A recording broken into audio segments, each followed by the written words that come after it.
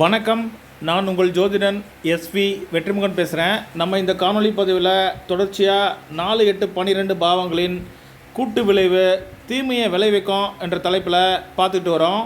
நம்ம இந்த காணொளி பதிவில் உதாரண ஜாதகமாக 35வது அமெரிக்க பிரசிடெண்ட்டான ஜான் எஃப் கென்னடி அவருடைய ஜாதகத்தில் அவருக்கு ஏன் துர்மரணம் ஏற்பட்டது என்பதை கிரக மண்டல அடிப்படையில் ஆராய்வோம். ஜான் எஃப் கென்னடி இவர் பிறந்தது 29 மே 1917. பிறந்த நேரம் மதியம் 3 மணி. ப்ரூக் லைனில் பிறந்திருக்காரு, அமெரிக்காவில், ஐஎன்எம்சா கேபி. சுக்கிர மகதச இருப்பு 3 வருடங்கள் 2 மாதங்கள் 21 நாட்கள். இவருடைய பிறந்த நேர குறிப்புகள் நம்பகத்தன்மை வாய்ந்தவை. 4, 8, 12 பாவ விளைவுகள் அதிக கெடுபலனை விளைவிக்கொன்னு சென்ற பதிவுகளில் தொடர்ச்சியாக பார்த்துக்கிட்டு வரோம். இவருடைய ஜாதகத்தில் கிரகங்கள் ஏறி இருக்கக்கூடிய மண்டல உபமண்டல பிரிவுகளை சுருக்கமாக பார்ப்போம்.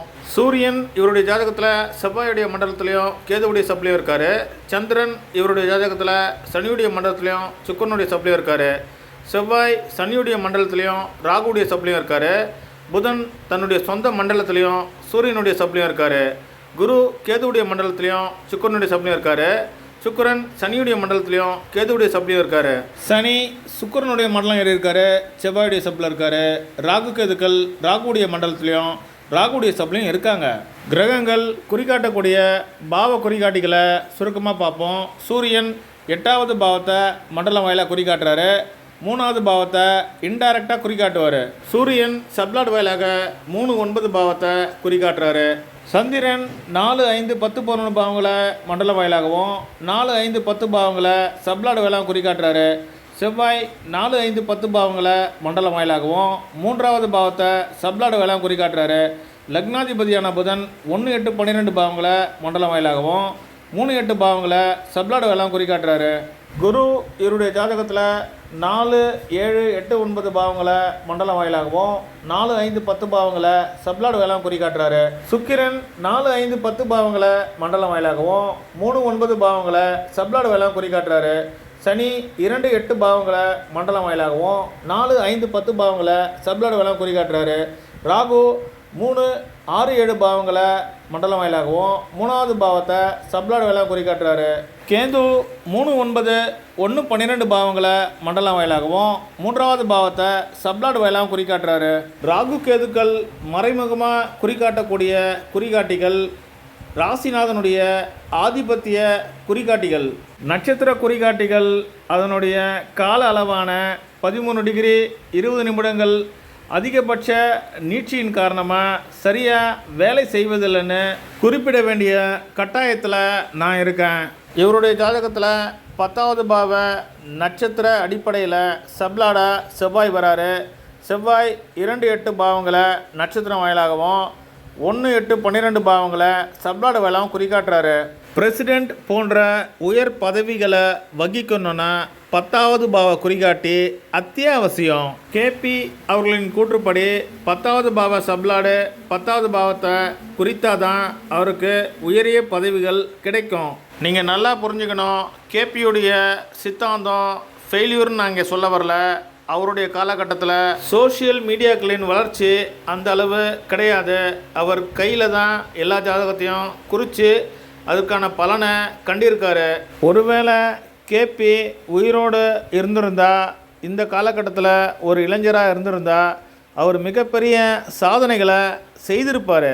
ஒரு லக்கினம் 2 மணி நேரம், அதில் ஒரு நட்சத்திர அளவானது கிட்டத்தட்ட பாதி அளவு, கிட்டத்தட்ட 3/4 மணி நேரத்துக்கு மேலே ஒரு நட்சத்திரம் லக்ன அமைப்பில் கடந்து கொண்டு இருக்கும்.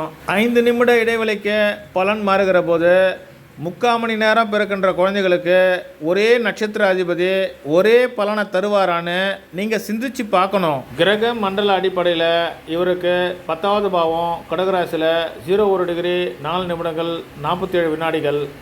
கேதுவுடைய மண்டலத்திலையும் சந்திரனுடைய சப்ளையும் அமையுது. சப்ளாடாக அமையக்கூடிய சந்திரன் 4, 5, 10, 11 பாவங்களை பலமாக குறிக்காட்டுறாரு. 10, 11 பாவங்கள் இவர் உயர் பதவிகளை வகிப்பதற்கான அற்புதமான பாவங்கள். ஜான் எஃப் கென்னடி அவர்கள் 22 நவம்பர் 1963ஆம் ஆண்டு குரு தசை, சனி புத்தி, சனி அந்தரம், கேதுவுடைய சூட்சம காலத்தில் கொல்லப்படுறாரு. தசாநாதனாக அமையக்கூடிய குரு 6, 7, 8, 9 பாவங்களை மண்டலம் வாயிலாக குறிக்காட்டுறாரு. 6 விரோதம், 7 மரணம், 8 குண்டடி படுதல்.